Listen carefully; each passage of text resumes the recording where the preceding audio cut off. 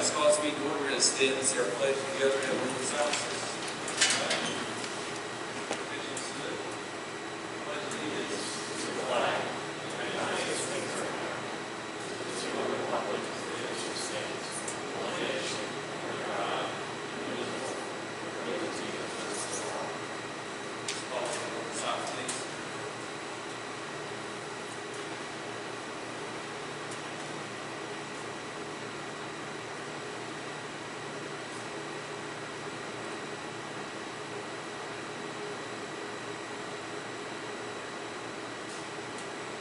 Very much.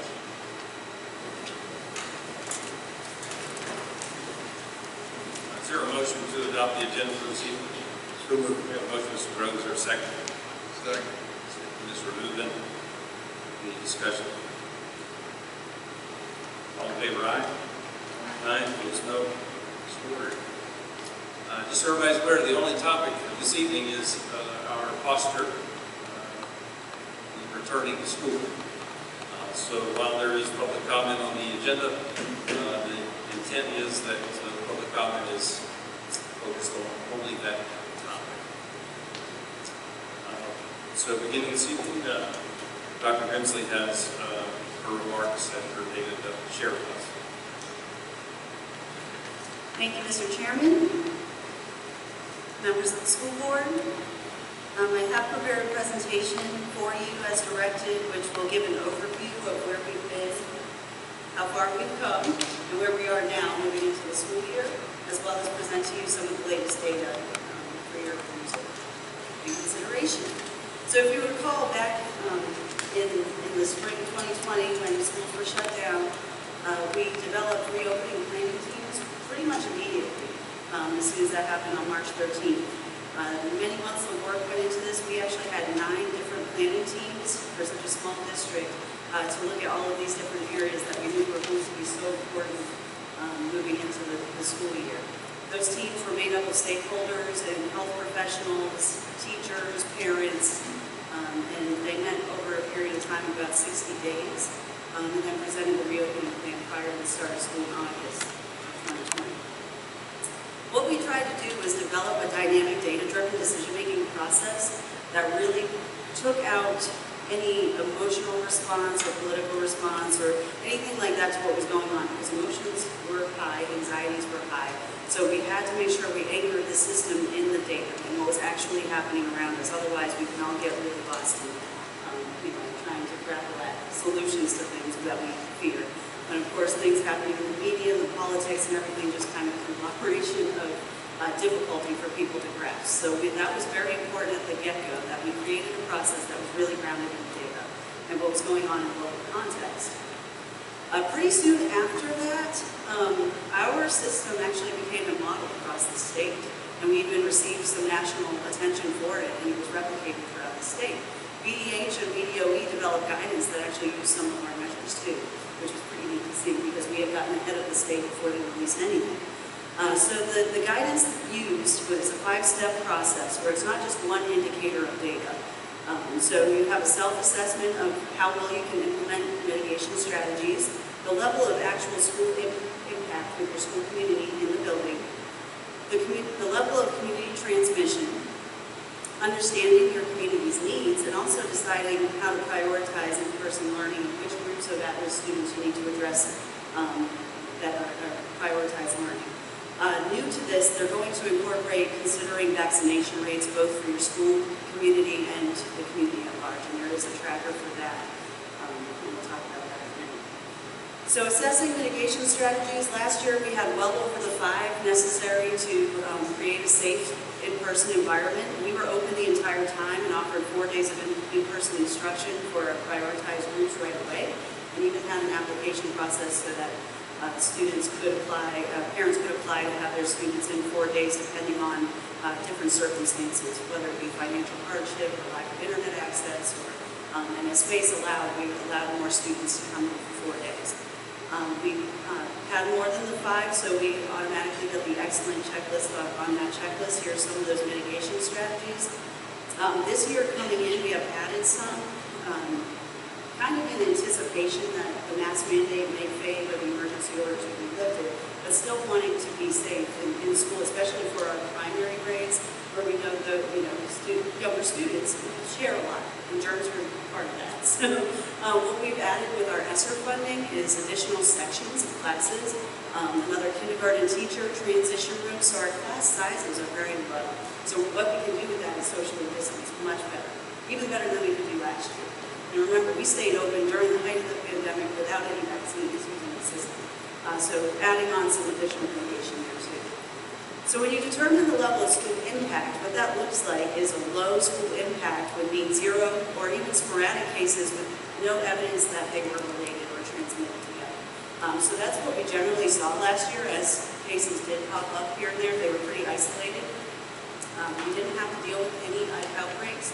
Even the one transmissible connection needed with the wrestling team was not a widespread outbreak. It was a very isolated and contained event. So this is what the metric looks like for that. And as you go into the medium to high, we layer on more stringent mitigation practices. I think some parents in the room remember at one point in the year, and I'll show you the data table for that. In fact, that's the next slide. So this is last year. So you see how we were in September through November with the case rate per 100,000, which is kind of problematic in itself in your population. This is 7,500 or under. Percent positive school mitigation, those are your primary indicators first.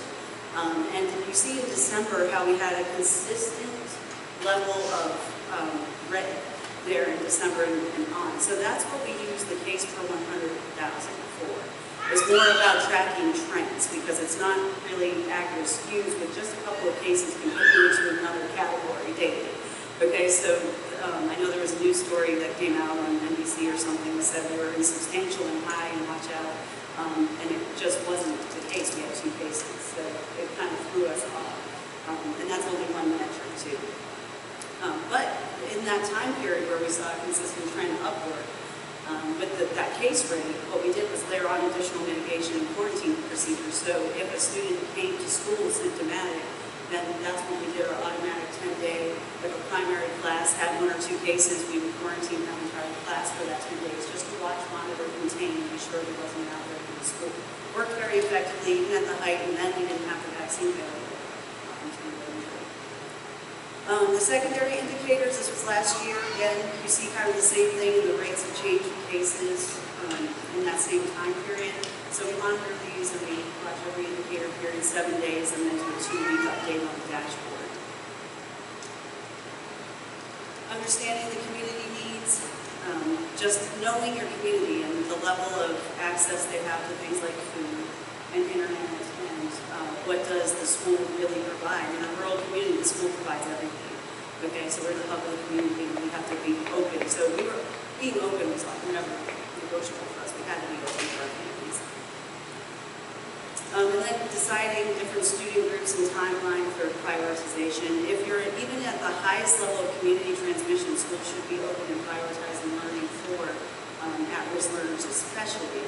And we'll get into some things that have changed this year that were a little different than last year with that. So we also developed a COVID response logic model so that we could, very clearly articulate what happens in scenarios. If I have a single positive case that has no known exposure, this is how we react. Single positive case primary classroom, this stuff was all published last year, and that our reopening teams worked really hard to create, and also our COVID team leader, Courtney Atkins, in the school nurse at high school, ran a team that helped refine this throughout the year. So different scenarios, 1 or more cases that are related. Sorry, I fell asleep on me. I didn't think I was that boring. Multiple outbreaks, so different scenarios, and this is how we respond, and this is what happens. We send out a COVID notice. Even though it's not required anymore, we still plan to do that. We think it's very important to empower our parents to make correct decisions based on the actual information. So we will still notice parents about, okay, there was a positive case in this building, so we need to make sure we still do that. The local contact tracing process. This got really frustrating as time went on and VDH got more and more swamped with cases, right? So we were at times waiting several days to find out who was exposed and whatnot. So you have to close school, right? Because I might have a bunch of exposed people running around infecting others. So we developed a local contact tracing process where our school nurses can interview. They were trained by BDH too, so they know all the checklists. They can respond immediately, quarantine those, isolate those who may need to. We're working with BDH too. And we did pretty much immediately. I think there was only one incident where we had to go to distance learning for 1 day for for the contact tracing process to continue. So that's worked really well too. And that's not going away. We still have to deal with this, so it'll be the same process this year. So the illness guide, presence of symptoms, we use a COVID symptom checklist. We use that again and ask all parents to make sure they do not send their children to school with any of those symptoms. Keep your child home if you're sick. Risk of exposure, if you're sick, the old definition of close contact was within 6 feet of a positive person for a cumulative 15 minutes over a 24-hour period. Now it has changed in a school setting between 3 and 6 feet if both parties are masked. We don't necessarily have to quarantine. The community transmission is something else we look at in all those things that I showed you. We also have symptom scenarios. So what happens when a child is sick at school? So there's a higher risk factor depending on what the community transmission rate is. So if we look at a higher transmission rate, then we know it's probably likely that the symptoms, especially 3 or more that are aligned with COVID, could be COVID. So we treat it that way, especially if our communities in high transmission, which we've been at before. And that's where we do the automatic 10-day for children. And parents really did well with that. I mean, as we gave data, we were trying to be very transparent with them in cases of popping up so they can make those decisions and help us in cooperating and generally make them. So last meeting, the school board in July gave consensus to continue using this system, the data-driven dynamic decision-making matrix, for layering additional mitigation as data indicated. Masks at that time strongly encouraged for unvaccinated but not required.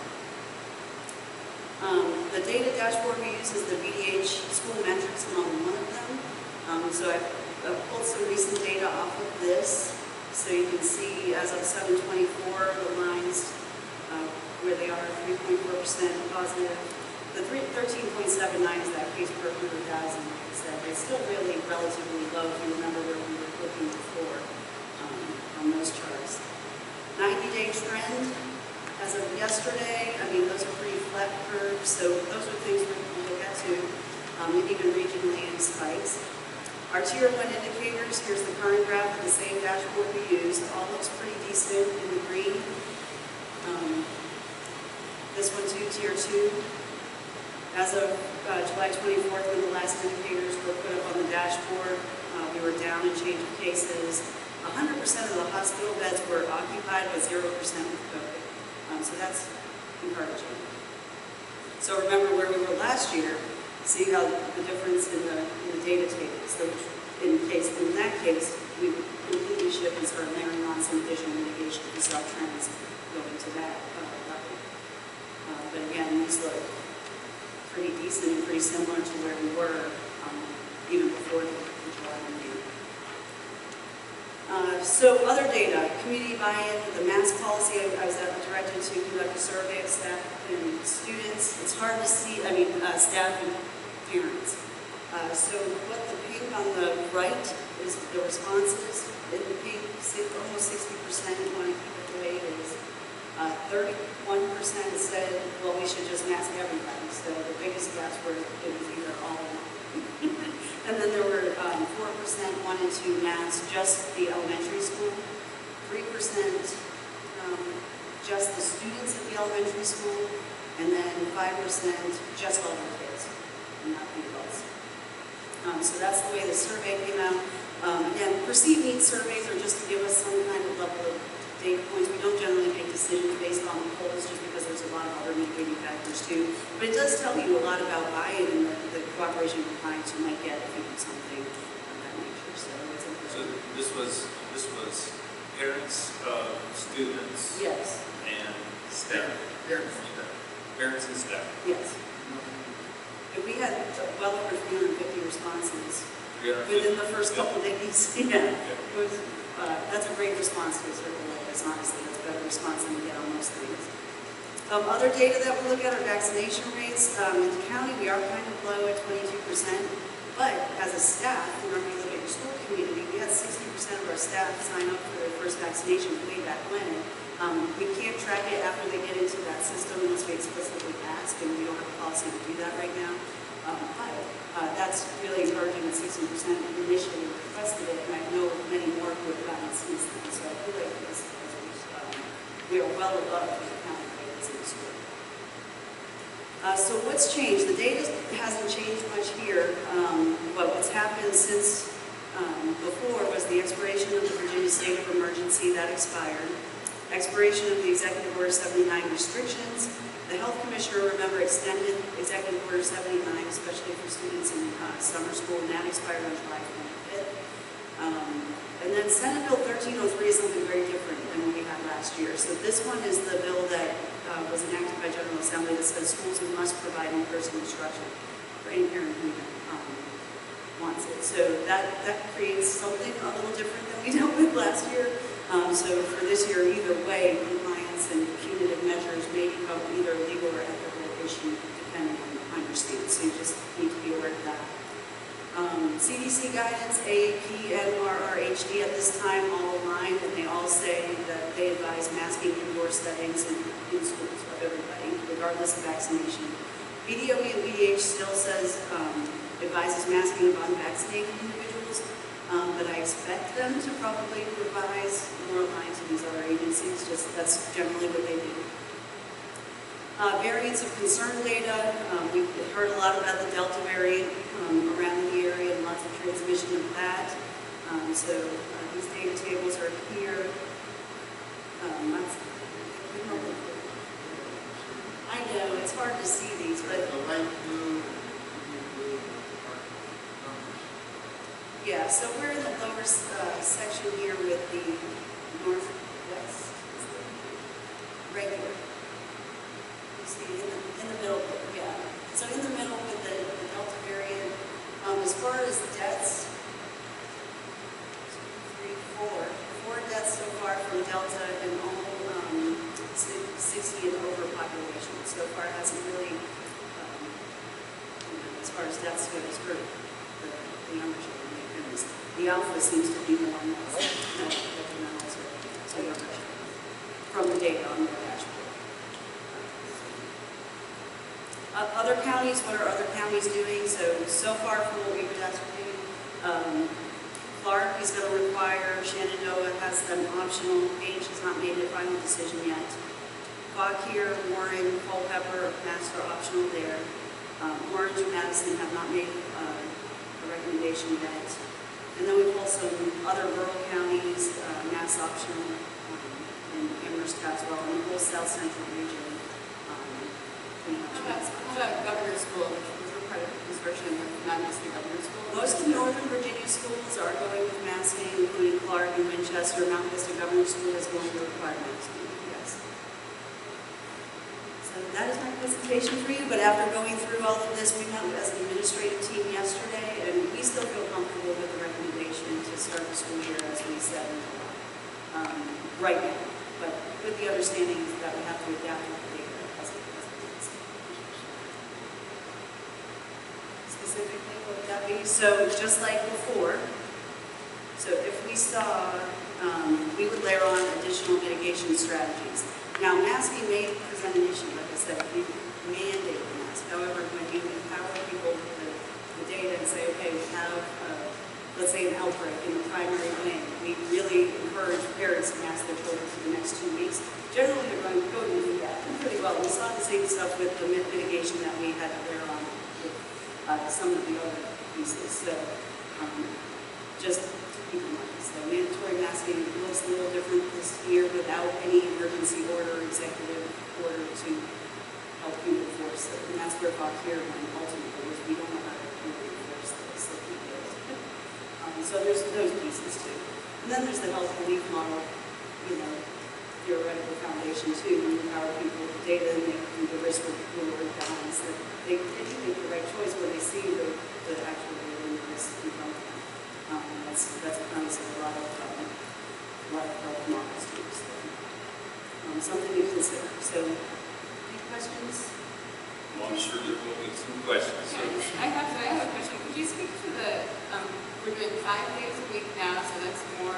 We also will have more students in school because there are some who are I'm sorry, I can't really see you or the other board members, but there's not, I'm just curious how much more dense. I know you said we are having the youngest grades with smaller class sizes. Right, so with the younger classes where we would expect a higher transmissibility rate, we used our ESSER funds to create additional transition classes. So we have some classes as little as 11 or 12 students in the classroom. So I'm just thinking about system-wide, especially with, for everybody, anybody in any class. Right, and the idea was for the ages that were, where the vaccine is available to them, that we really focus on where it wasn't with that. So we can keep the numbers lower. This is in one case where our small numbers really do help us be able to address the... Aside from the youngest kids, what are our class sizes looking like? K-12, that's my question. Generally, I think we have about average class size of about 16, 18 students in the classroom. So we can surely meet the 3-foot rule for everybody, but we are keeping the plexiglass barriers up, and we still have the air scrubbers. We are still disinfecting and cleaning. We're doing all of those things still. We're not just saying it's gone, we're just going back to complete normal.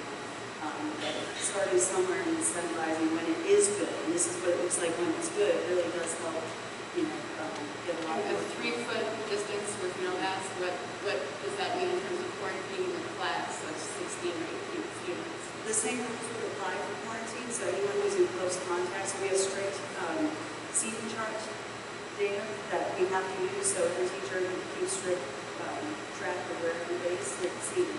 Cafeterias as well, so we have those seating plans, so it's anyone within the 6-foot range. If there's no mask, we have to use the 6-foot. Yeah. So anyone in that area, if they're unmasked, you have a chance of being quarantined. So that's another incentive for those who may want to send their children with masks. If I just want to avoid quarantine altogether, ask the teacher, please set my relatives and others wearing a mask. That's something that to be considered. any other questions? Great. The next one, thank you, Dr. T. So we may be back. So any discussion within the board on the topic? Our current posture that we left the last board meeting was that we would strongly encourage parents to mask their children, but it's not going to be mandated. We're returning to school 5 days a week from today, right? So our hope was to re-engage school and get things back to normal for a child. I think to give the parents the flexibility, if they wanted to send their child with a mask, they could certainly do that. It was up to the family. Of course, a lot of discussion has been going on in the community, and a lot of emails and phone calls, and obviously it's a sensitive topic. But our current posture is that we strongly encourage, but not dictate. So the matter that we have tonight is to have the discussion amongst the board to make sure we have agreement that we're ready to start school and what is the posture. So the current posture, are we going to change that posture? So if there's anyone on the board that would like to discuss that before we go into public comment. Okay. Yeah, put some ideas together. I'd like to share those. Can I speak up? Is that better? Listen to your mic. Right. Mr. Mills, I've listened to many community members, parents and non-parents. I've spent many hours reading articles and studying related to the Delta area. As always, I put students and staff first with my thoughts, goals and desires, outcomes for opening the school that I would like to see.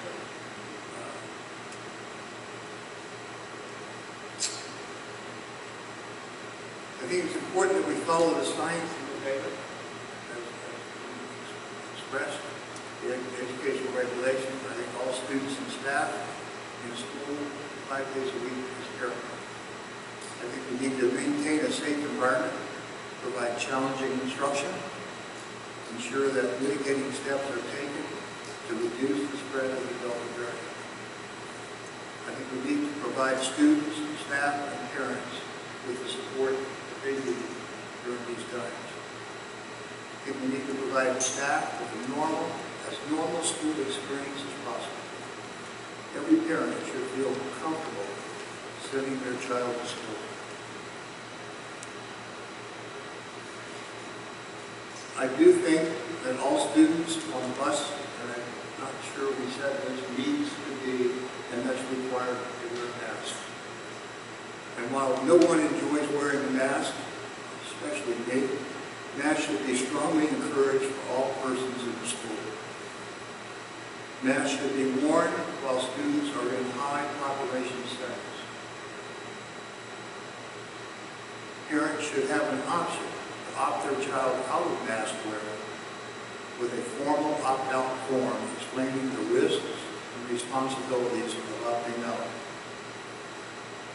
I think the superintendent will continually monitor the COVID dashboard and inform the school population of any changes.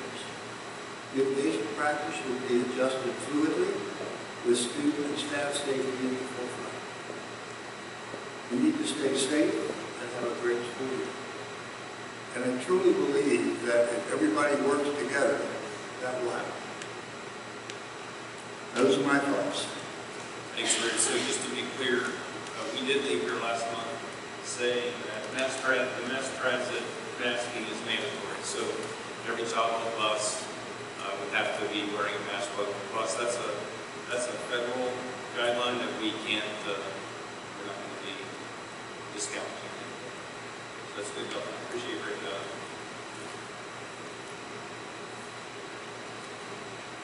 All right, someone else? I have some thoughts as well. So as we discussed at the July 13th school board meeting, we aligned our policy on COVID-19 mitigation with the state's more relaxed COVID-19 policy. It means that we will recommend but not require masking. And I would like to, if we can maintain that policy, I'd really like to dig deeper into how we can have that remain a parental choice rather than a student choice. Something like a form that suggested. It shouldn't be an arbitrary student choice at a moment in terms of peer pressure. I'm the only one to ask here. I was in a high prison area earlier today with my work, and I thought that it was probably the best choice for me to wear a mask, even though you might think I look silly, but it's also school spirit. Rappahannock County.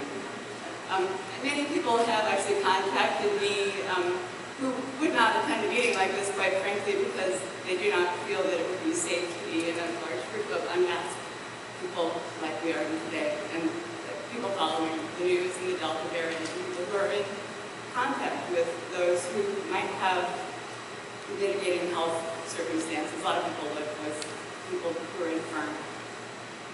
So after our meeting on July 13th, less than a week afterwards, the American Academy of Pediatrics recommended wearing masks for everybody who is unvaccinated, under age 12, and their teachers.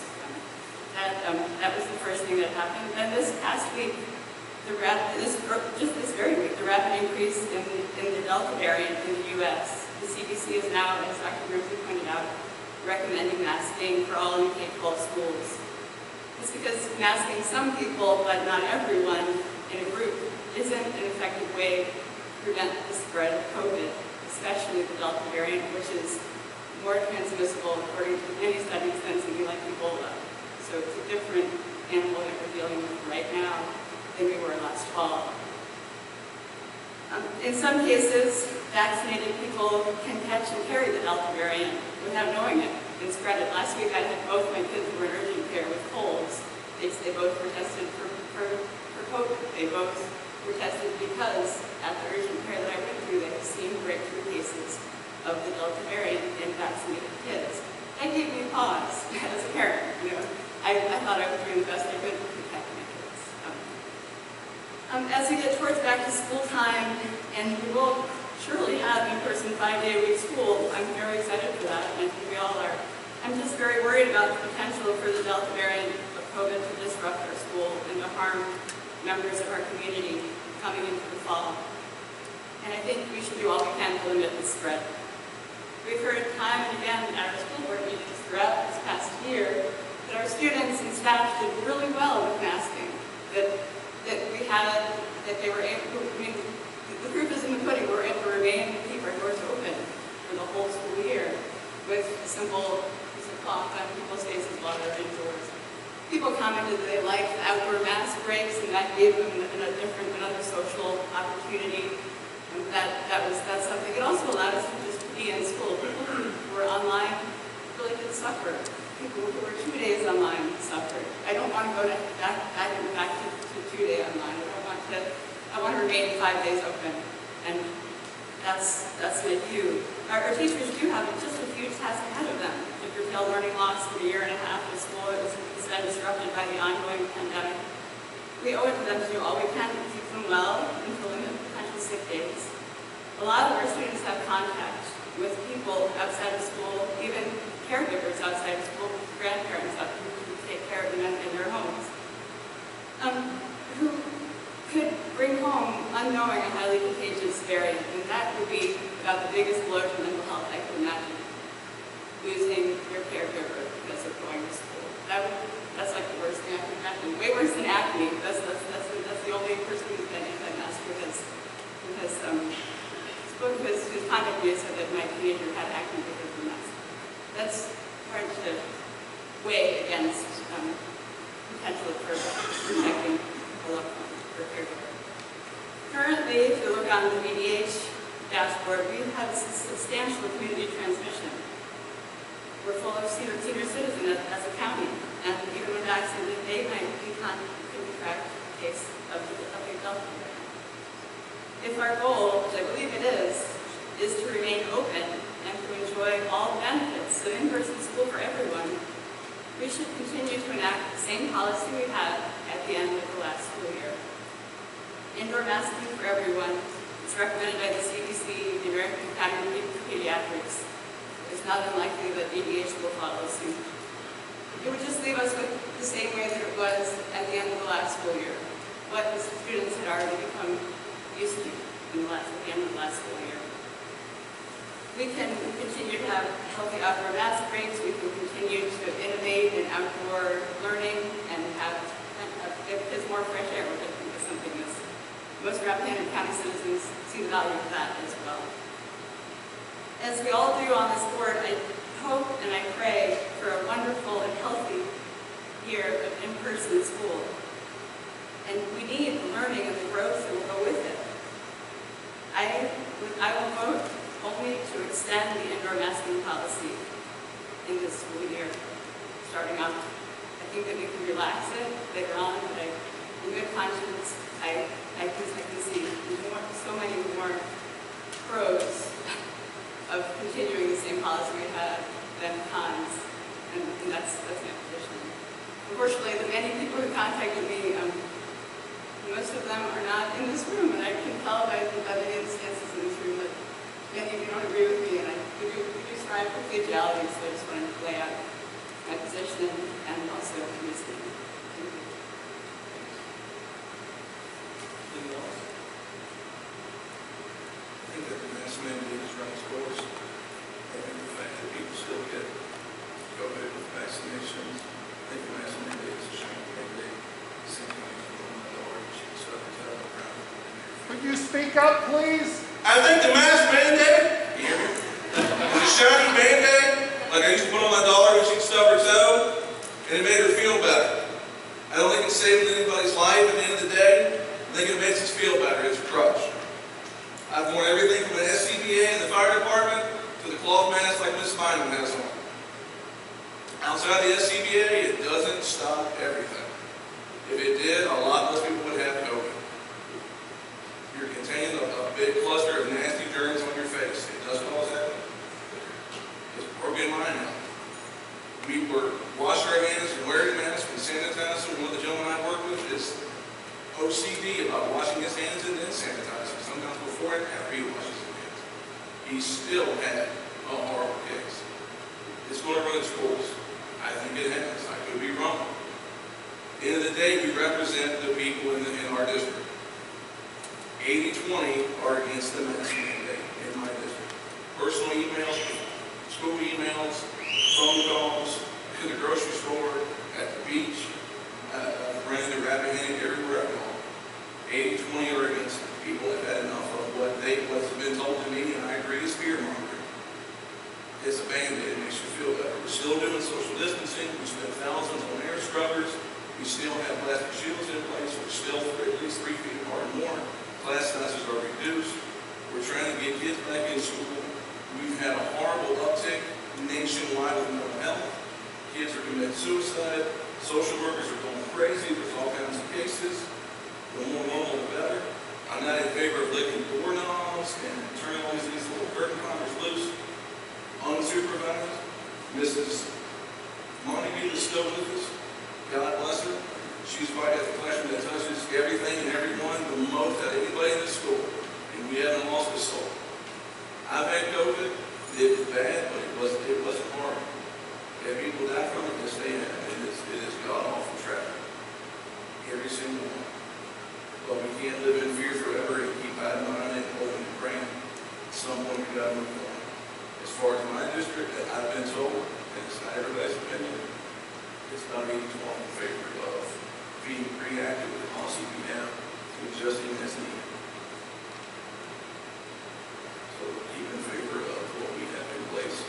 If we see huge upswing in cases are transmitted, then we have to, in good conscience, adjust and take more stringent precautions.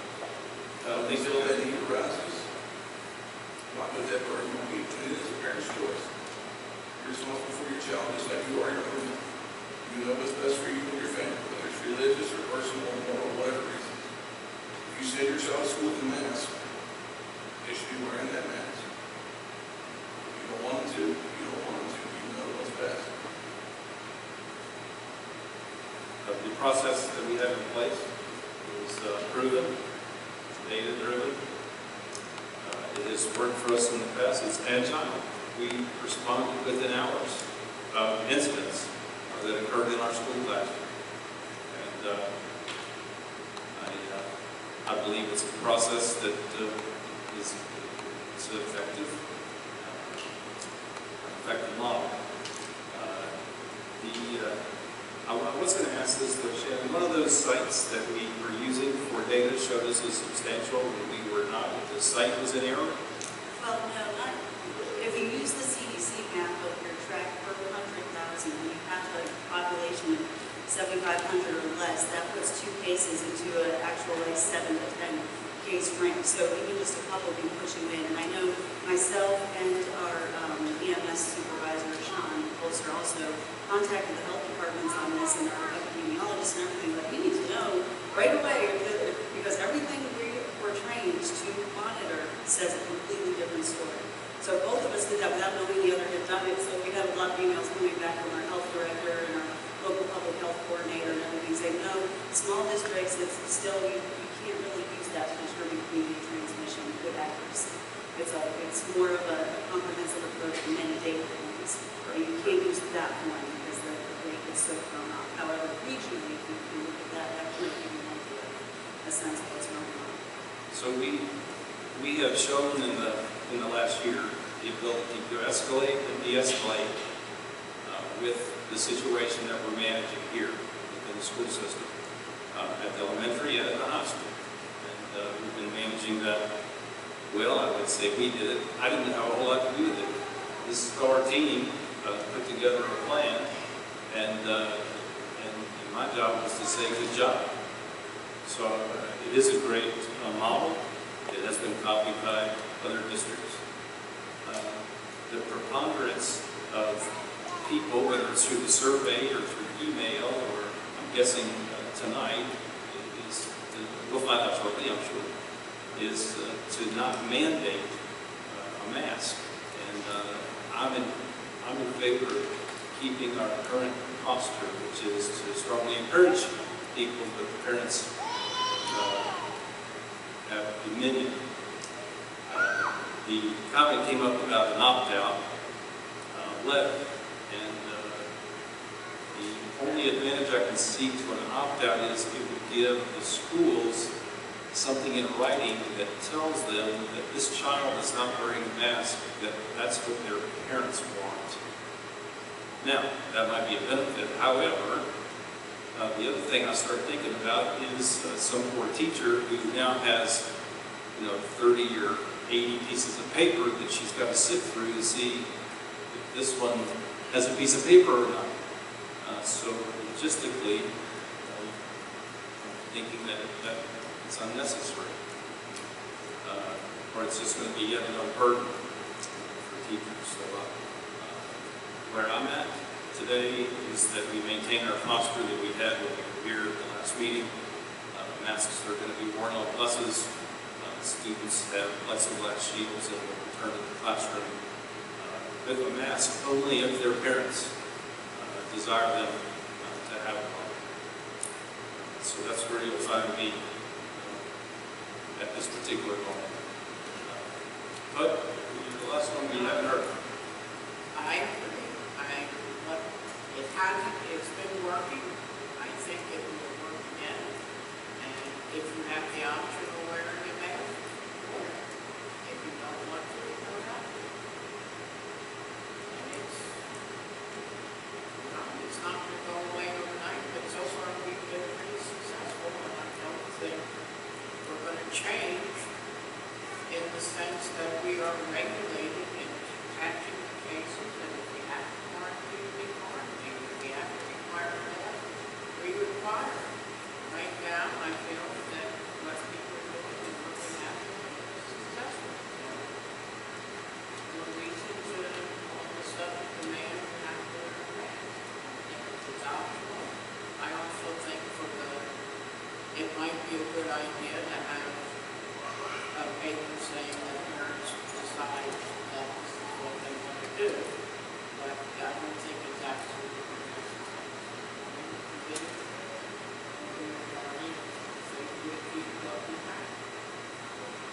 Can I ask you a question?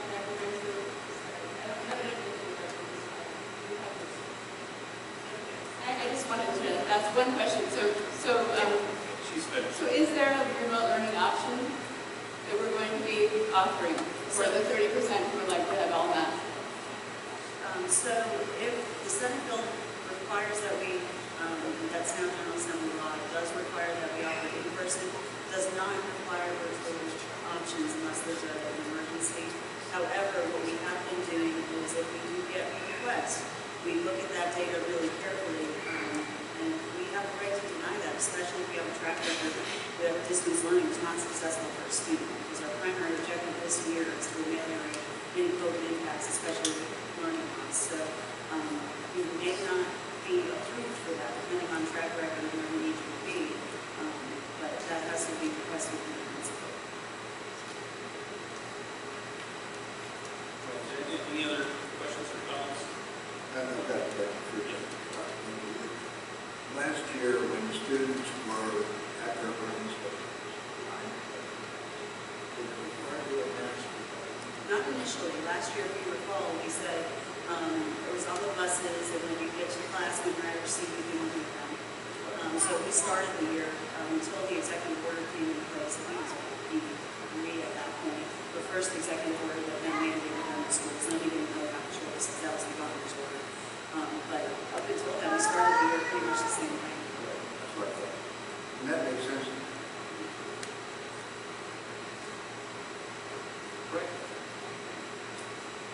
So before we begin public comment, I just thought I'd get the sense of the room so that we can all take a look. I was going to ask how many folks here, if you could raise your hand, how many folks here are either a parent of a student or an employee or a relative of an employee. Do you mind raising your hand? Thank you. And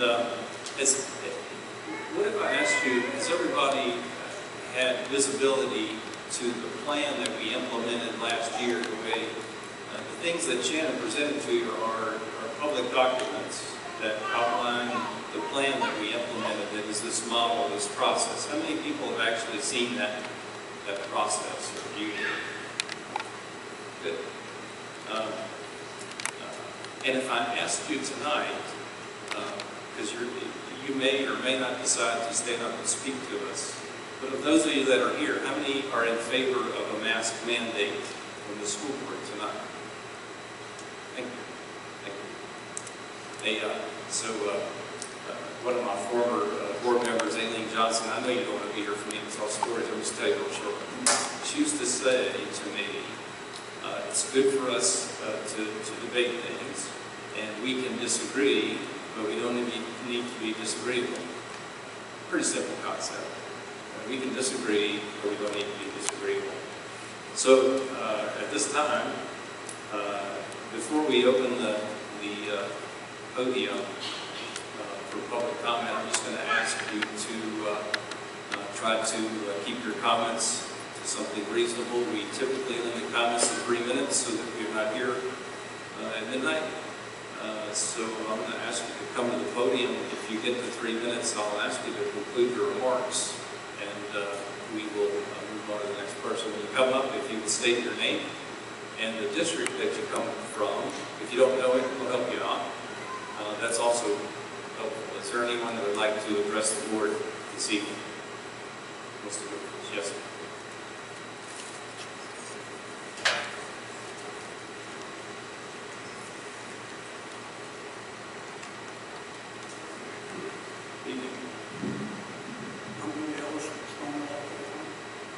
Acoustics in this room is terrible. I think you're in superintendent's presentation.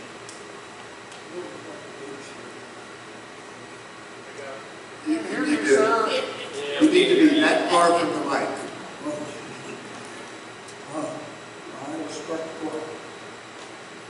This is my second school board meeting ever. It's been nice being part of the silent majority while government took care of business. Wasn't too smart. For example, the Marxist movement is lusting through our TV screens. In the Deep South, recently, 33 county school boards in Tennessee found to be using written listening in K-5 curriculum. Took me to my knees to hear that. Our board of supervisors caved in the cancel culture and renamed the Woodford Community Colleges. We must be vigilant. I have 2 grandkids who are starting to school this year as seniors. Last school year was close to a total loss academically, and sports activities got hurt for them almost dramatic at times. Internet is not a replacement for in-class instruction.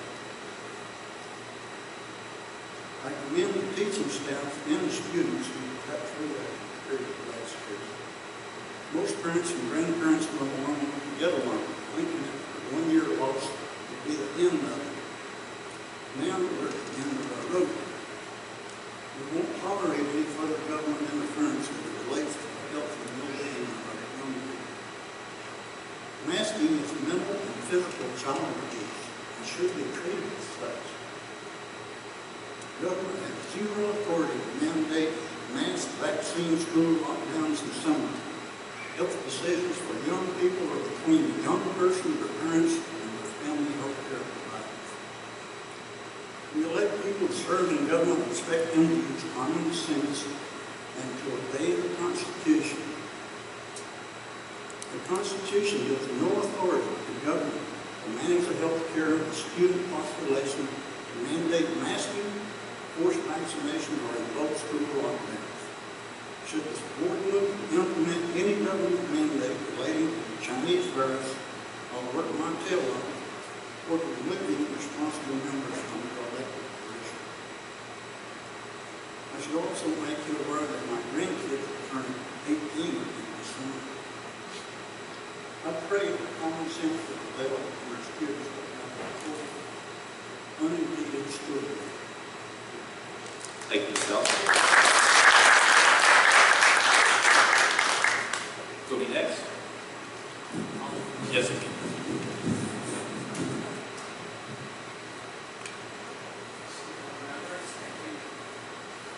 Thank you so much for having me. My name is Dr. Maggie Lido. I believe my district is the Piedmont District. Christine Smith, yes, correct? Okay, good. Started off on the right foot. So masks have been studied for decades. There's tons of empirical data on masks.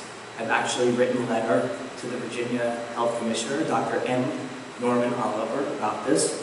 He wasn't too pleased with my letter, but he could not dispute the science and the data that I presented to him.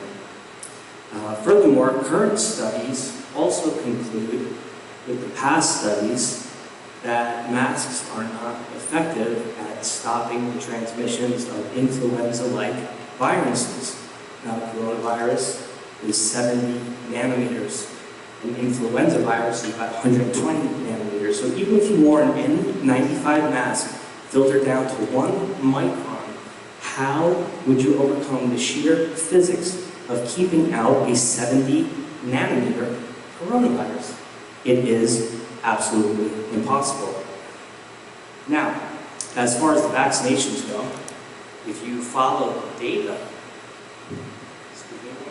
okay, that's a little better. If you follow the data on the breakthrough cases, as well as the CDC data marking death, unexplained death, spontaneous miscarriage, and serious injury from the vaccination, which has been widely unreported by the CDC's own admission, theirs is at least 10 times underreported. The data shows that this is neither a completely effective nor a safe solution. Now, even if the vaccination was 100% effective, the COVID vaccines have killed more people than all 70+ vaccines combined over the past 30 years. Now, when the pandemic first began, I was very naive. I saw a problem and I knew a solution. I already know a tried and true treatment for antimicrobial excellence.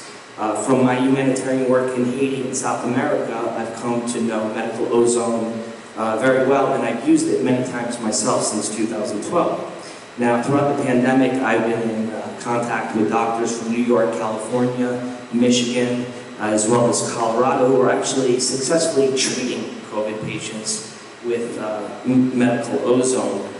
So I sent out over about 150 communications, texts, phone calls, emails to the powers that be. Now, medical ozone is widely unknown, but it's extremely safe, and it's even powerful enough to eradicate Ebola. And that data is well documented in the Journal of Infectious Disease and Epidemiology.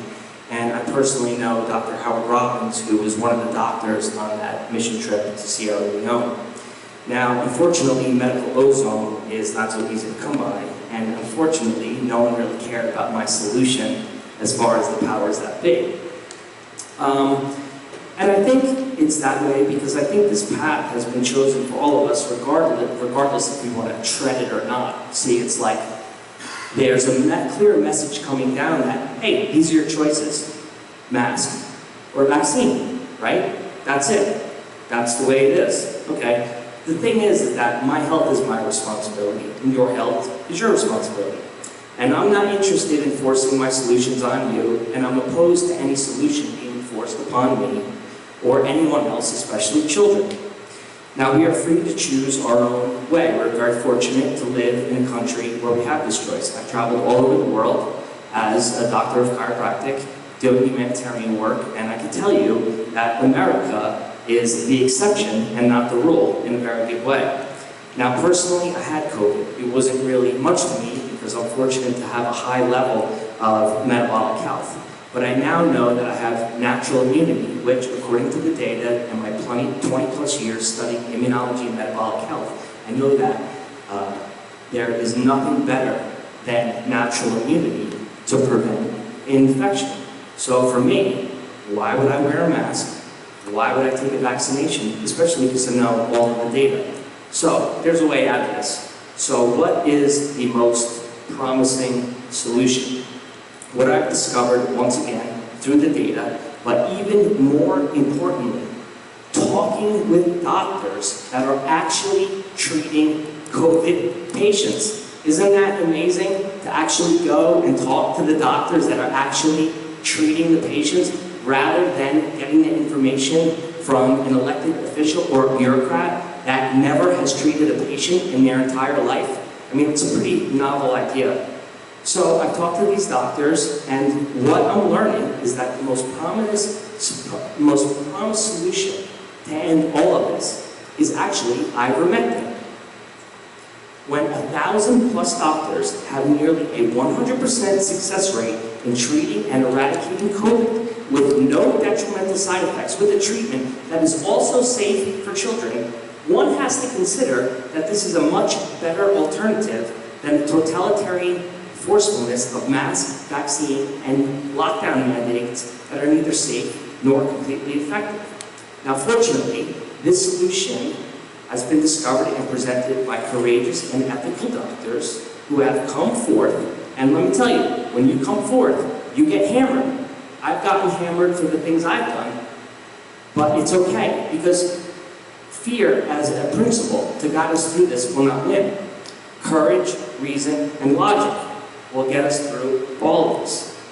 So we have these ethical and courageous doctors coming forth and telling us about their success with ivermectin. And let me tell you something, how fortunate we are right here in Rappahannock County to have a doctor that actually treats COVID patients with ivermectin. He's my family doctor, and I'm very honored to have him in this community, a true expert who actually treats COVID patients. I have sources, if any of you would like to see him, and I just want to thank you for allowing me to come and speak. Thanks so much. Eddie, it's always good to have leave-behind materials for the board. If you have that information, you can leave it. We'll make sure it gets distributed.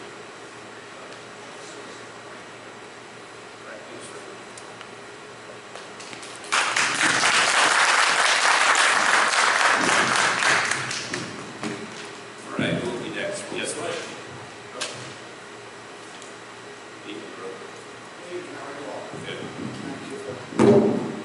Thank you, Matty, for the speech. I'm Brooke Miller. I'm a family physician here in Rappahannock County. My wife, Ann, is sitting over there. We run a small clinic right across the highway. And just a little bit about me. I graduated from Rappahannock County High School in 1978 with salutatorian. Yeah, I'm really old. I then went to Virginia Tech and received my Bachelor of Science at Virginia Tech in biology. And I was awarded the Honorary Society of Phi Beta Kappa. I graduated magna cum laude at the University of Virginia, where I met my lovely wife. The best day of my life was the day I met her. And I graduated from medical school. And I often come back to something that I learned in medical school. I remember in 1982, I was 21 years old. I was sitting in a large auditorium with about 200 medical students. I was excited, I was scared. I was thinking I was going to learn all about disease and prevention and treatment in that 4 years. But probably, and I'm glad my kids aren't here because they've heard me say this many times, probably the most important thing I've ever learned was that very first day in class when the professor got up and said, half of everything we teach you in medical school will later be proven wrong. We just don't know which half. And that served me well. I did not believe it at the time, but I sure believe it today. I'm a person of science. Everything that I do is based on scientific fact, whether it be what I've seen in my experience. I have yet to see a study that conclusively shows that masks prevent the spread of coronavirus. I don't think there are any. If anybody has any studies, I would be more than willing to look at it and possibly change my mind. I think the mask has significant potential for harm to children. And we're talking about children that have a 99.998% survivability from COVID. It's less detrimental in children than influenza is, and we don't mandate masks for influenza. So keep that in mind when we talk about these mandates. What are the effects that all of this has had on children. I heard Mr. Ellis, or maybe somebody, this gentleman over here, talk about suicide. I've seen it. I've seen kids come into my practice, and it's very detrimental. We need to protect children. Children don't need to protect us. So I encourage you, well, I'll bring up one other thing. You take the statistics worldwide. The United Kingdom is probably the highest mandated, highest vaccinated country in the world.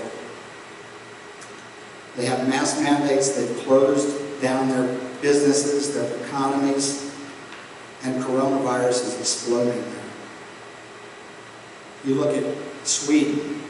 Sweden followed a doctrine by something called the Great Barrington Declaration. And I don't know if anybody has heard of the Great Barrington Declaration, but if you haven't, you should look it up and you should read it. And Sweden basically has voluntary masking. They didn't close schools. They didn't close businesses. And 37% of the population is vaccinated for COVID-19. To the best of my knowledge, the last 2 weeks have not been a single death in Sweden from COVID. It's pretty much non-existent. The death rate in the United States has gone down dramatically. It's lower than it's been in 20 years. I mean, since March of 2020.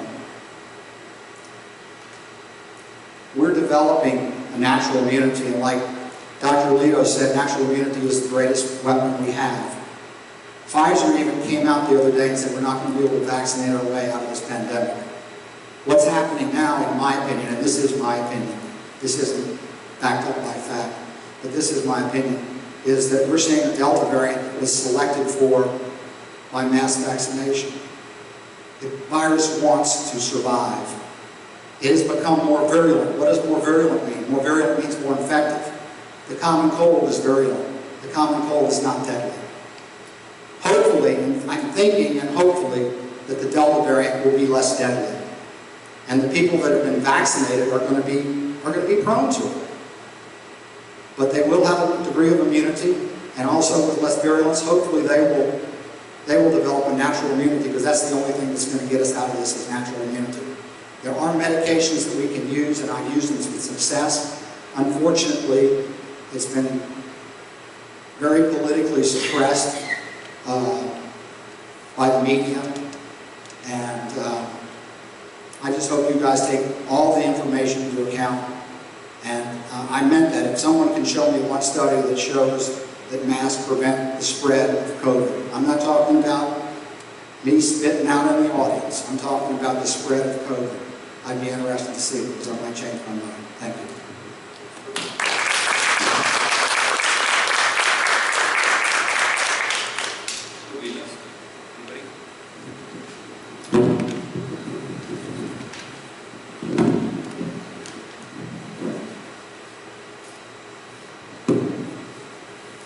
Good evening. My name is Terry Dixon. I'm with Stonewall Hawthorne District.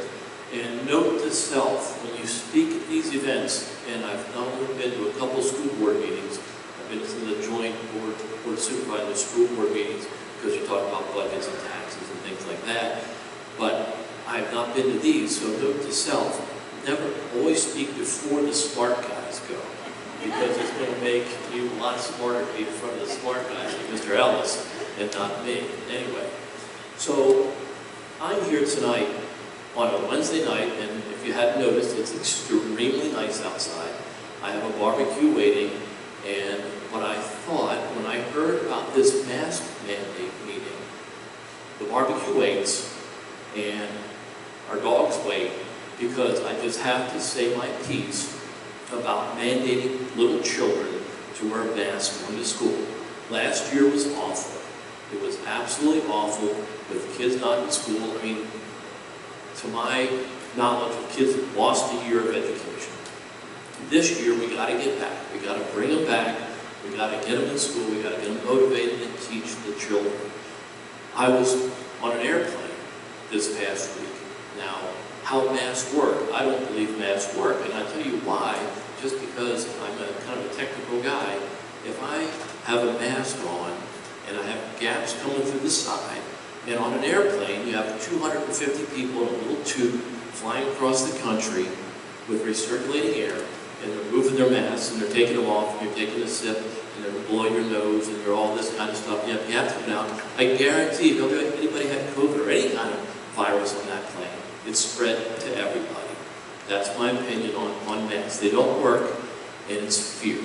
It's absolute fear, and I don't know why a large population, percent of our population is susceptible to that fear, but in my opinion, that is fear. It is not keeping people safe, it is just fear. So I would just highly suggest that the policy we had as of last month's meeting be kept in place. If families want their kids to wear masks, if you want to wear a mask, I'm all for it. If you want to get a vaccine, I'm all for it. But let's give us a choice. Let's let families decide for their kids of what they think is best and keep the policy the same. Thank you all.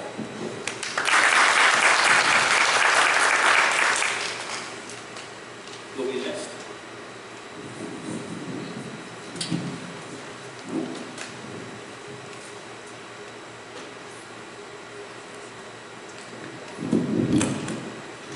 Hi there, I'm Dave. Uh-oh. Need testing. Yeah. There we go. All right, I'm Dan Ellis. Miss Meyer would know me as Davey, 6th grade. I came up here, I don't really like getting and talking in front of stuff like this, but I'm representing my kids today, and I'm going to speak for them, because they won't come here to do it. But I have 2 twins that will be seniors this year, and they've already missed out basically on a year and a half of school. And it has really been hard for me to watch that. And the school did a good job last year of at least getting them in school some, which very most schools did in the state. But I just watched them suffer all year. Courtney knows my kids. They're very well-rounded kids. They play sports. They're good in school. Sociable kids. By the end of the school year, because of the mask and all the stuff that they have to do, like the plexiglass and staying 6 feet social distance, they were just worn out at school. I mean, they did not enjoy going to school. And I know last year was a different beast, but I am all for ending that and making things to where they can enjoy school. My daughter, who is very social, at the end of the school year, she opted out the last 6 weeks of school because she couldn't stand it anymore, and she did the virtual.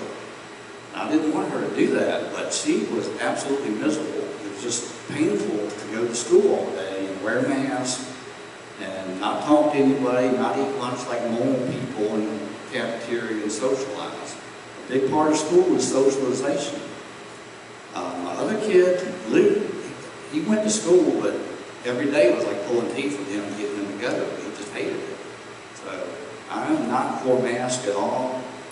And actually last year they missed out on, they had some kind of a prom, but couldn't only dance with some people at a certain table. That stuff is ridiculous, and we need to get rid of that. We need to be able to let our grandparents and anybody that wants to come to basketball games, volleyball games. It just was a ridiculous year. And I'd be remiss if I didn't get up here and support my kids for that.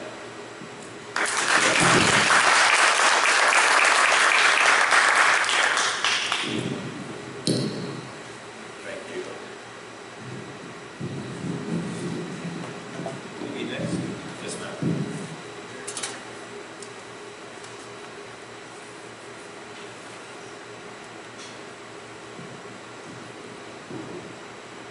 Good evening, everybody. I'm Cassie Gaynor from the Stonewall District. So the first thing that I want to talk about is just how earlier it was mentioned about mental health with the mask and everything, and I think that's a very big point to make. It was really hard on a lot of us, especially people who already struggled with anxiety and depression and thoughts that were more negative, to cover up their faces and you couldn't see people's expressions. And I have younger cousins who went to school and people who have younger siblings who also went to school. And for the little kids, it was really hard because now they don't know how to look at people. They don't know that you're supposed to look people in the eyes and that you can smile at strangers and all these things. And so I think overall, through all the age groups, it's really messed with us on an emotional level and on a mental level in controlling how we feel and how we see the world now. On that thought, I'm really, really happy that it's going to be optional now. Because I know, like saying earlier, for Sarah, Beth, and Luke, it's like pulling teeth to go to school. It's how it was for me and my sister, and for lots of our friends. It was, why go through all of this if we can't even talk to people anymore?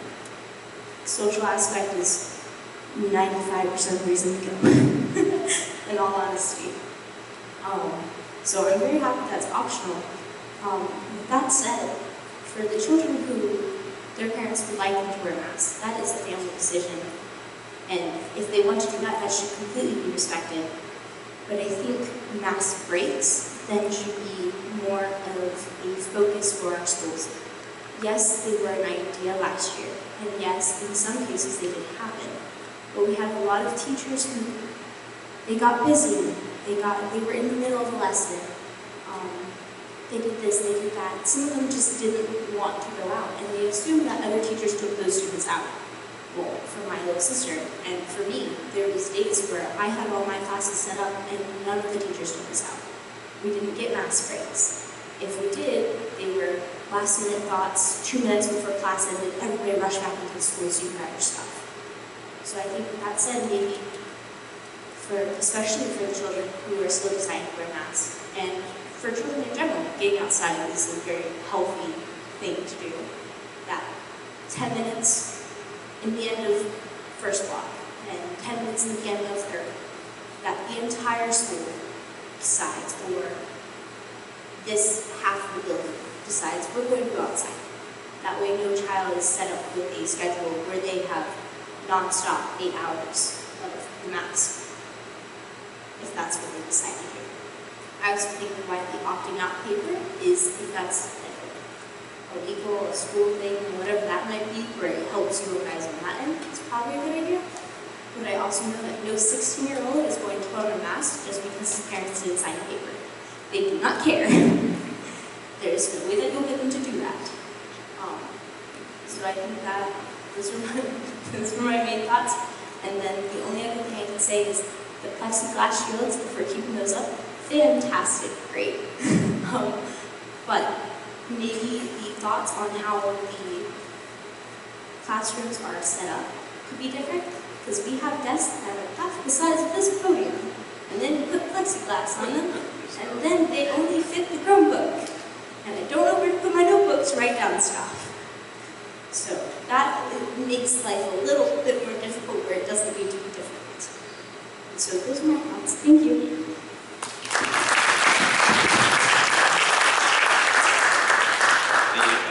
Just so everybody knows, we have gotten used to hearing from Cassie. She is our school board, what's her title? Liaison. She's the school board liaison for the student body. And she has so many times connected us with that student body, just like she did. She's valuable, and she does really well. So you should applaud her.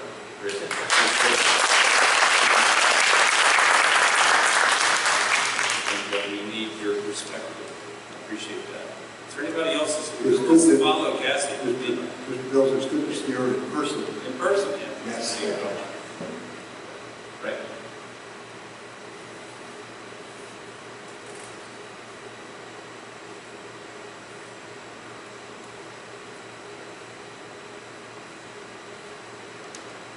Hello, good evening. My name is Jay Allen. I live in the Wakefield district. I do not have any children, grandchildren, and great-grandchildren who live in Virginia. So I see myself as a Rappahannock County outsider with a different perspective. I think masks are valuable. I think it would be good to make them mandated so kids don't feel ostracized if their family makes a choice that doesn't jive with their wishes to be part of the group at school. I know this is not a popular position on this housing, but I think it has some value. Kids can't be vaccinated. People in this room, as well pensioned as all of us are, could be carriers of this new variant. I hate to be thinking that any of us would cause some child's life to be short-circuited because we didn't do everything that we could to take care of them.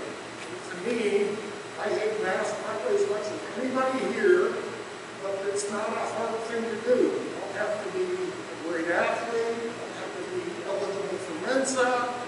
You just put it on, wear it, take it off when you're not around kids. Thank you. Ms. Mel.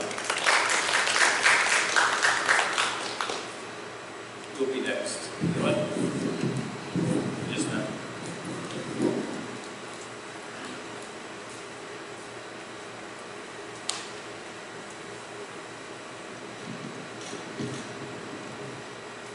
I am Ethina from yours, whatever that is. Stonewall. Stonewall. I just want to say on the point of the opt-out forms, I think that logistically it could be a huge nightmare. If parents decide to change one day, yes, they can send the form in. How does that form get to the teacher? How does the teacher file away to know which class that's in? And then you have the fact that what Cassie says is true. If you have a teenager who sees that his friends aren't wearing masks and chooses for himself that he's not going to wear a mask, how is that teacher going to enforce that? I have been a substitute several years ago in high school, and I had a student lay on the floor, would not get up. Other teacher came in, couldn't get the student up, and said, just leave him there. How is that any different? I can't pick that student up. I can't force that mask on his face. The teachers are not going to be able to force that mask on his face. So does he get detention? Does he get ISS? What is going to happen to these students that won't put a mask on? So yes, I think the opt-out form, if you need that for legalities, may be something, but I do not think it's going to be enforced. Thank you.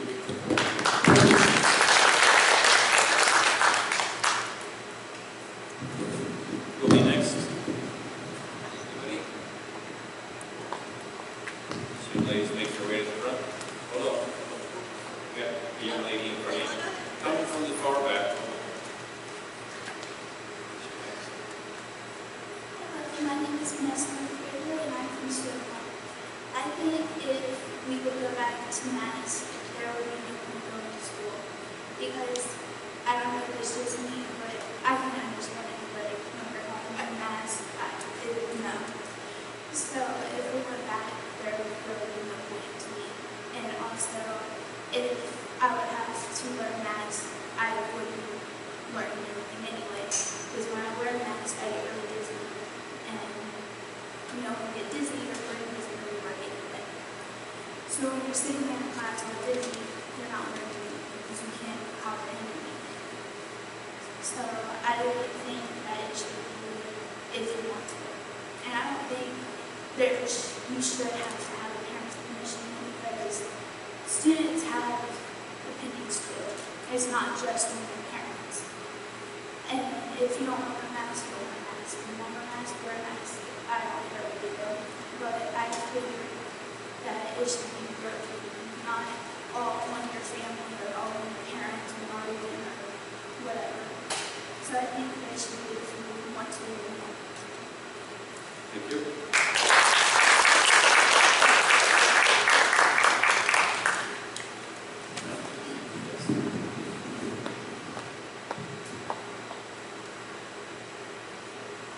Hi, I'm Roseanne with Stonewall. I just want to say that I'm definitely in favor of keeping our current posture across the board. No mask mandate for the kids and no opt-out paper. I think our school does a wonderful job. I'm sure they'll handle anything as it comes up with no problem. I think the smaller classes and using the plexiglass is still a good idea. I definitely think the masks should be up to the families, and even in high school and middle school, I know some of the kids have their own feelings about the masks, and they're they're not comfortable with it all the time. So, I mean, I definitely think that they'll have their mask with them, because they have to wear it on the bus. But if at any time they want to put it on, it's up to them, they can put it on. Nobody's going to tell them, no, you can't put it on. But they're not going to be mandated that they've got to have it on, which I think is wonderful. Thank you. Thank you.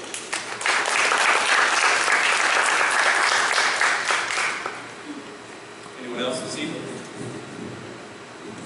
Yes? Come on.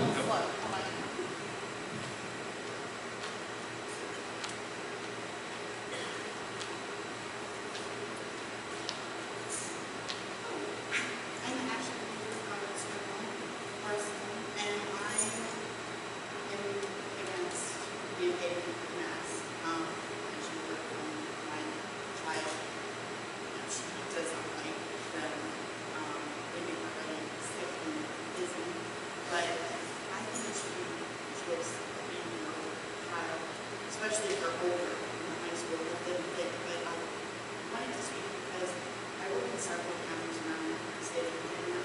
There are schools that are doing the behavior that we're all talking about, where they sign saying what they want their child to do. But out of the ones that I've talked to, they are all elementary and middle school, and high school.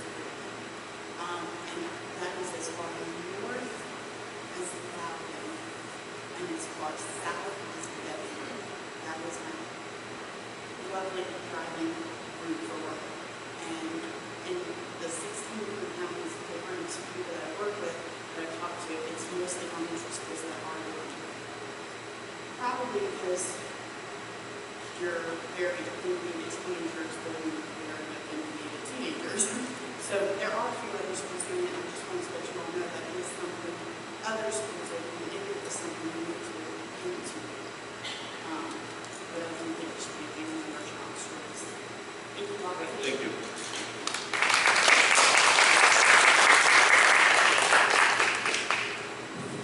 Anyone else?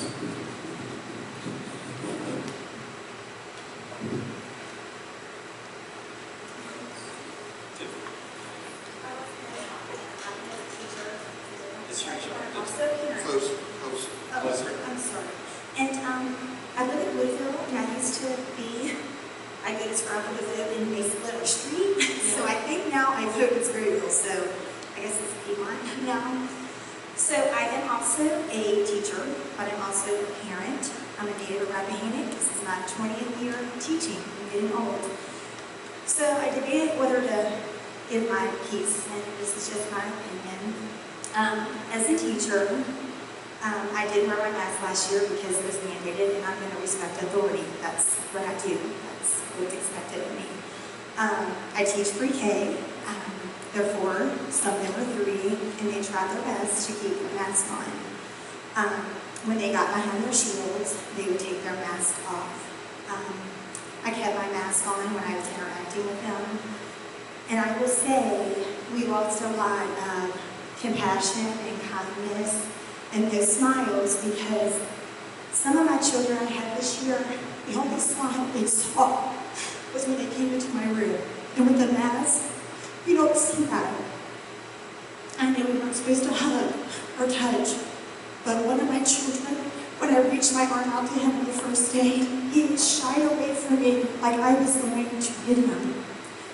But by April, he fell into my lap, and yes, I did hug and rock him, because at that moment, science and virus goes out the window, because first of all, I'm a loving human being, I'm a teacher, I'm a mom, and that trumps everything else.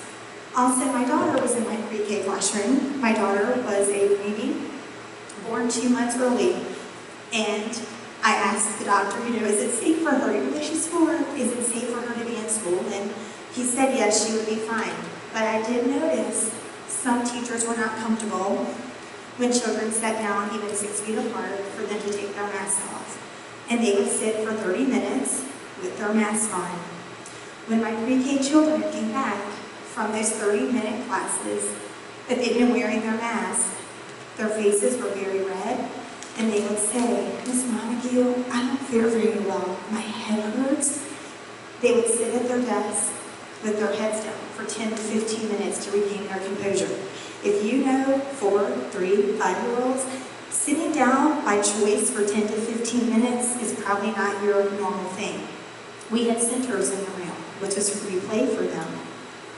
I had students, because if you had 2 students together, they had to wear a mask to play.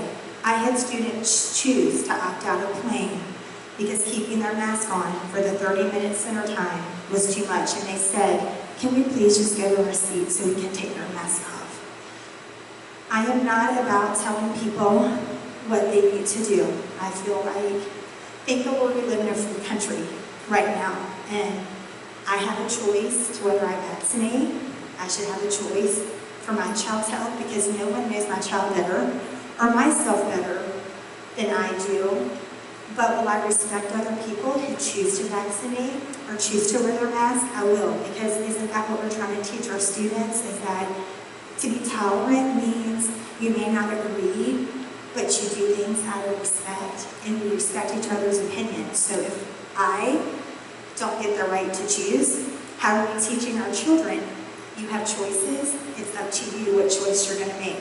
Now, if we're around someone who has a low immune system, who is going through a sickness or treatment, of course, out of respect, I would wear my mask, but it's different when you're told you have no choice. So, like I said, I will do what is requested of us, but I just feel like it just sends a different tone when you're given that option, because it makes you feel like, okay, they trust me as an adult, they trust me as a good citizen, and they trust me as a professional. I didn't need to be told to sanitize my hands or wash my tables, because I did that way before, and I just feel like, okay, we're going to require kids in a class maybe to mandate a mask, but our sports teams played an hour-and-a-half basketball game, and they're in each other's faces. We go outside, the playground, my poor little children sneeze, cough, they have no idea of personal space, but I don't go behind them and wipe all the equipment. So I'm all about keeping people safe, and I would never want anyone in my care to be harmed, and I will always do my best. But sometimes certain things are out of my control, but I just feel like having the option. I just so respect all the hard work Dr. Brinsley and the board, because I know ultimately we do want to do what's best. We all have the goal, but sometimes that looks like different things for different people. So thank you all for your time.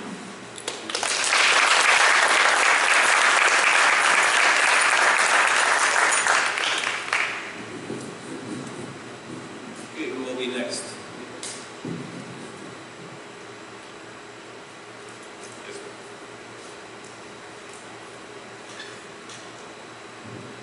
Hi, my name is Andrea Payne. I'm a registered nurse and a frontline COVID worker.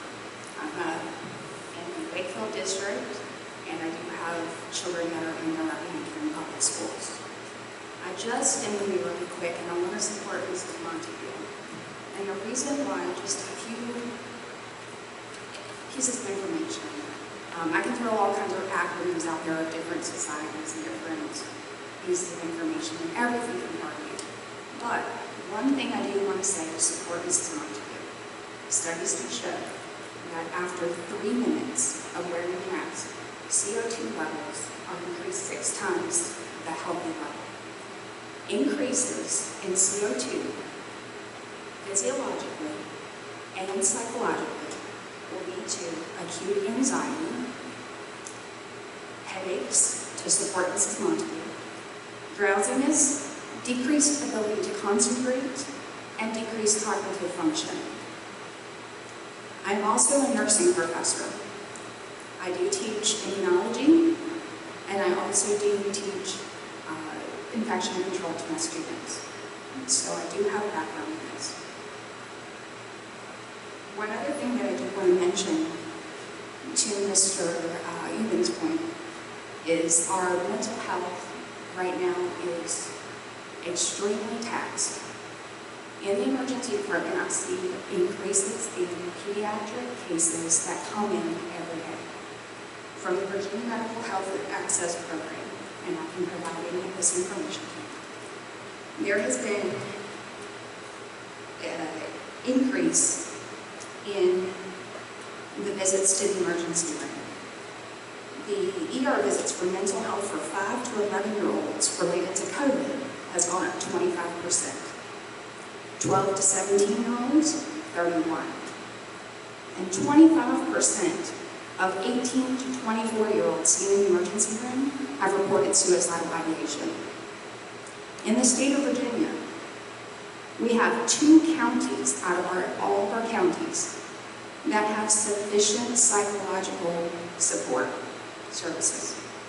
25,000 children out of our 1.86 million have the ability to be treated. So, my point is, wearing masks have a psychological and a physiological effect on our learning and on our mental health of our children. The mental health of our children right now is very important, and our services are very taxed, especially I'm fighting other things too, including vaccine mandates, which is going to drastically decrease the amount of services that we're going to have available in our community. Our nurses are leaving, our physicians are leaving, and anybody else that's going to be mandated to this vaccine. This will affect that number. So because of that, I just want to make sure that everybody understands what this will do. And I want to make sure that everybody does have the option. If they do choose to have the mandate, or excuse me, the mask, that's up to them. But please understand what this can do in the future for your children and learning. Very much.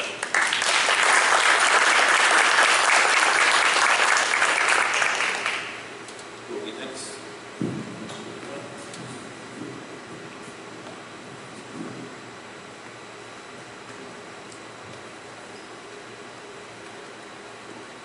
Recognize this guy. Surprise, surprise. Surprise, surprise. My name's Cameron Whalen, from Piedmont District. Probably shouldn't say a few things, but anyways. If you didn't know, I was a senior last year during the COVID crisis. We forget you. Exactly. But yeah, last year, in short, was a dumpster fire, in my opinion. It was just the amount of stress on everybody, students, faculty, parents. It was a disaster. But I think the main thing was the masks and keeping up with the masks. I'm not a scientific person, but my opinion is I don't think they work. I hated having to wear a mask. Every chance I could get, I would just slip it down and look at the teacher and then pull it back up when she looked or he looked. It's sad to admit that, but I didn't have to do it now. But truly, I think it would just add more stress to everybody's life. Again, with all the points, if you want to wear it, that's your choice. But that's just my 2 cents. Thank you.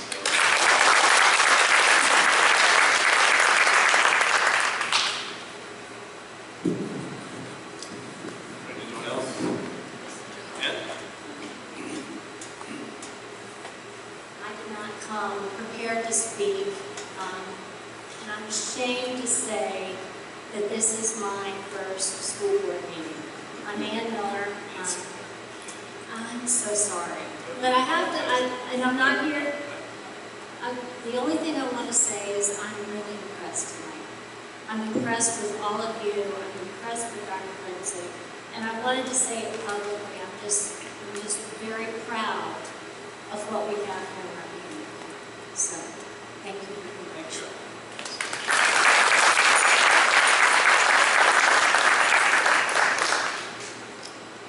Anyone else this evening? All right, we're going to move on to the next agenda item now. If we're going to maintain the posture that we had when we left at the last school board meeting, we don't need a motion. There's no motion to make. So at this time, if there's a board member that would like to make a motion, we'll entertain that motion now. We have just a moment of discussion. Sure. So my posture currently is that if our metrics do change, then we might go back to where we were at the end of last year. Is that correct or incorrect? So with the metrics, we will measure and layer on additional mitigation, primarily with quarantining procedures and symptom list first. The masking, if the board wanted to enact that would be a policy decision that we would bring before the board. But like I said, without the executive order and those things in place, we have some enforceability things that we may want to talk about if we get to that point. But they will certainly be brought up for discussion. At each meeting, I will give you the data, just like last year, and continue to have this discussion. So I was thinking about that, and so I thought, look, does everybody know why we were wearing masks last year? It was mandated to us. We were mandated. So it's not that the board mandated anything. The state mandated it. And if things start ramping up and there's a mandate coming out of school, it's going to be because it got passed down to us. All right? And so it's an important thing for all of us to know. But I would guess we're going to escalate as we see the need to escalate. We're going to de-escalate by the same metrics. And that's been the success of our model so far. We have strategies, if I may, Mr. Mills, I'm sorry, but we do have strategies. The administrative team have strategized with additional tiers for cohorting and different levels in the cafeteria just to better trace if needed as things, if things ramp up and data indicates. So we do have strategies to amp that up, but also empowering everybody to acknowledge the data if cases arise and just make sure everyone knows because people tend to make the right choices when they feel the risk is in front of them and they know what those risks are. I just had another question. I was curious, there was a lot of information and opinion shared here today, and that in some cases, what we are looking at is Department of Health and Cdc information. When we communicate information as a school district, we should be communicating information from the Department of Health and CDC when we help try to inform parents on their decisions. It doesn't seem like we have a forum for a mask mandate. But we provide information, and that is really to our students and staff. And if I may, those dashboards are from the Department of Health and CDC, both of them all together. The BDH and the BDOE, Department of Education, collaborated to give schools interim guidance for K-12 and how you mitigate fire, so they can combine all of those things. So that is what we report out is that data from those agencies. Absolutely, yes. That is vetted data that we get from it. Mr. Mills, make a motion. Mr. Grove. I move that we continue with what we finished with last year, with the expectation that if data changes, we give Dr. Grimsley the authority to make changes between board meetings, but we would be updated at each board meeting. Okay, we have a motion from Mr. Grove. Did you capture that? Best you could. We got a videotape. Is there a second? Do we have a second? Second. We have a second from Ms. Meyer. Now, any discussion? I would only ask, isn't that what we're doing already? That's my question, I'm sorry. So continuing what we did last year as far as the dynamic decision-making metrics over just the guidance for the mask. Yep. So this is, he said nothing about mask.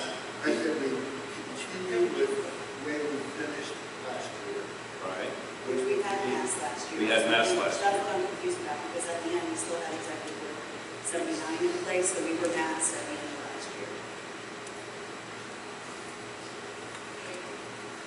You can modify the motion. I can modify the motion. So before you modify it, though, let's have more discussion. So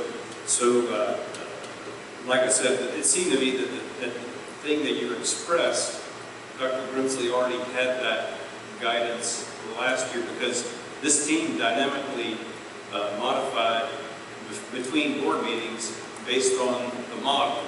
So they were already agile and within hours changing the posture of the school. I think they already have Yeah, that already authority, did that. and that everything's in place without the motion. But we have a motion on the floor, so we got to deal with it. So I believe your intent is already being implemented. Do you agree or not? Yes, I agree. All right. So we're gonna do nothing. We do have to vote on a motion, but I want the discussion to make sure that we see that there's no, that it's duplicative of our current stance. But we have a motion, and the only way to do it is to rescind the motion. You rescind the motion. It's not going to. If we are going to maintain our current standing from where we were at our last meeting, then that would be my desire. Right. So I'll rescind the motion. The motion is rescinded, and there's no need to vote. I appreciate the information, Dr. Gibson, that you shared with us tonight. If anybody's here that would like to see a copy of that, it's available on the internet. If you don't have internet, understand. You can get a copy of it at the school board office, and we'll make sure you get a copy. It's good information so that you'll know what this is that we're using to judge escalation and de-escalation.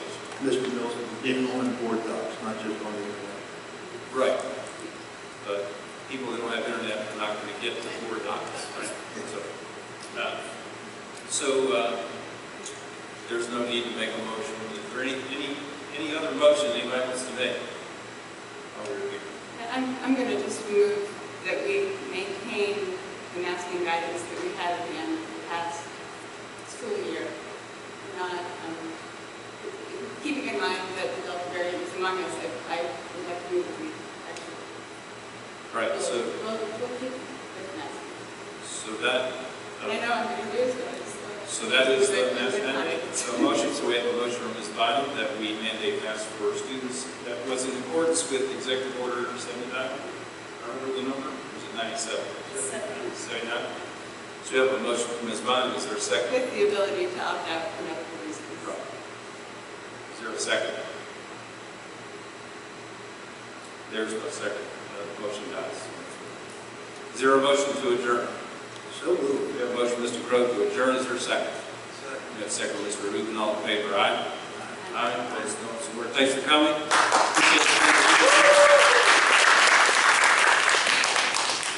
Thank you for the information.